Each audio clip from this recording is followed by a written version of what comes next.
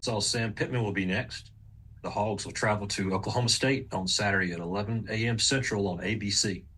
And Coach, while we wait on any questions, if you could please take a moment to comment on your team as you enter this weekend's game at Oklahoma State.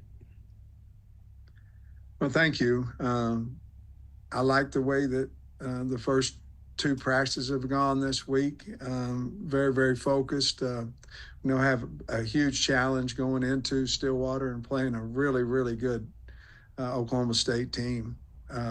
They're good at all three levels on defense, have a superstar or more at all three levels on defense, and certainly skill-wise, as good a running back as there is in the country, and slot and wide receivers. Offensive line has, I think, over 200 starts, and so it'll be really good special teams as well. So be a huge challenge for us, but I'm excited about taking our team over to Stillwater.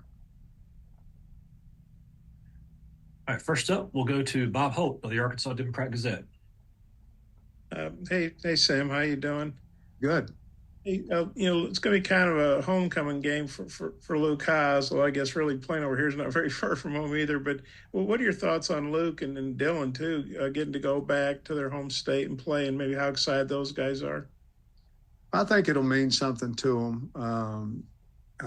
Obviously, myself being from Oklahoma, it means something to go back into the state. You just have more folks that more tickets people want.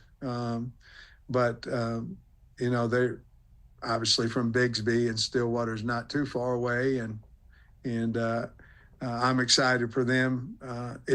Ultimately it is another game. It's a big game, and we have to play well. But I'm sure they'll have more people than normal, even though it's probably close to the same distance from Bigsby to Stillwater as it is here.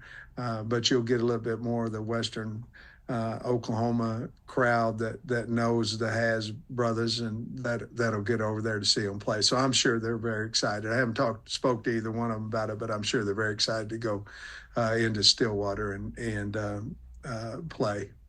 And then Luke, he obviously been out for most of last year, got back on the field. What did you see from him the other night? And just, I guess, how do you think he's playing? What are your expectations for him at this point? Yeah, I think he's better than he was a year ago. He's certainly stronger and faster, doing a better job at the point of attack as a blocker. Has a new offense, so did a good job of learning that. But he's always been a wonderful athlete that loves to play. Obviously, all them kids from Bigsby, his brother as well, they love football. Well coached in high school. But I see him as getting better, and I think he will each year that he's here because he's such a hard worker. But bigger, stronger, better point of attack guy. He's always been able to run routes and catch, and he's doing that extremely well as well. Next, we'll go to Joe Mazzato of Oklahoma. Hey, Sam, growing up in Grove, do you have any memories of this Oklahoma State-Arkansas series from when it was played? Yeah, I do. I don't know if it's 78, 79 in one of those 2 years. Back when I was growing up, Oklahoma State and Arkansas played quite a bit. I think Arkansas played Tulsa as well. It was a good game to have in Fayetteville, and because of proximity, or going over to Stillwater and Tulsa.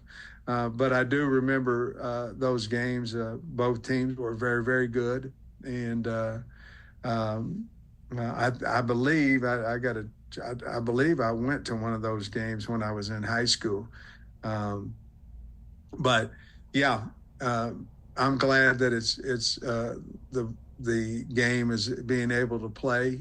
Somebody said it's been 44 years, which means that's the exact same amount of time I've been out of high school. So that kind of hit me a little bit, but yeah, excited to have the game again. And just to follow up on that, can you, speaking of the excitement, can you sense that knowing this region as well as you do, both in Arkansas and Oklahoma, kind of the excitement to have this, regional series back? Well, it's exciting to my family. I think I'm about 31 tickets or 32 tickets into the game, So, yeah, I think it's certainly as well as Oklahoma coming into the SEC. I think that will be something that's good for college football. But I think games like this are just really good for college football and for regional football. Thank you. Next, we'll go to Trey Biddy of Hawg Sports. Hey, Coach.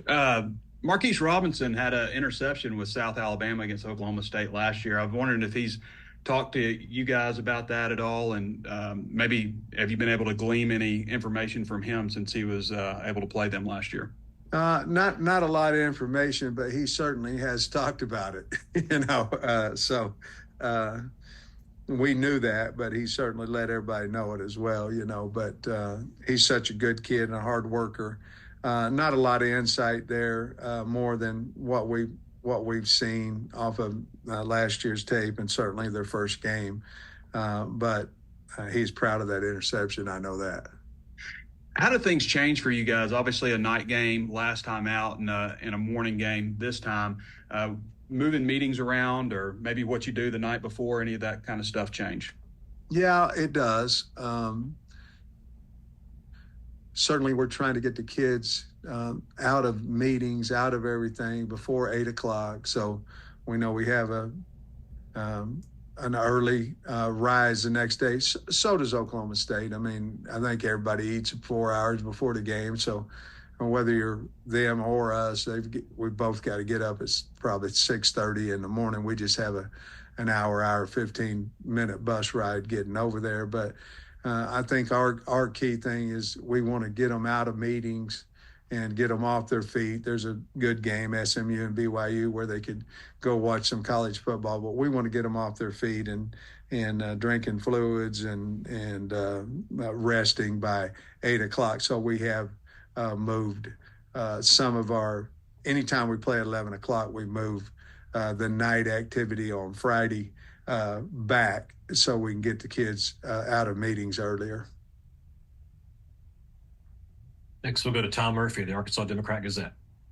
Hey, Sam, you said you practiced some with noise. I just wonder how that's worked with the communications, particularly on the offensive side, to get ready for Saturday. Yeah, I think, there's your special teams can be affected, your punt team, and certainly your offense. Really, to be honest with you, the greatest advantage that home teams have is how raucous, how loud is their crowd. So we've been cranking it up quite a bit. To be honest with you, Tom, we did that as well in our first. We did it 5 practices in camp, knowing that we need to eliminate that potential problem. So we had 5 going in before the last 2 days of understanding communication and what we need to do. Helmet, Bobby to Taylon, as well as Taylon to the team. And I feel like we're a very confident team in handling the noise. Certainly, we didn't just wait and start this week, so we did it before. So I think that just goes into our confidence about handling the noise of the crowd on Saturday morning. Gotcha. Hey, how has Andrew Armstrong looked in practices, and do you have a guess at his availability? And then also, who might Taylon who could be a prime guy for him if Andrew's not able to go? Well, Andrew's gotten better since last week to Monday to Tuesday. So he's improving each week. Whether he can go full speed or not on Saturday, and this is not to hold anything back. We have other good receivers.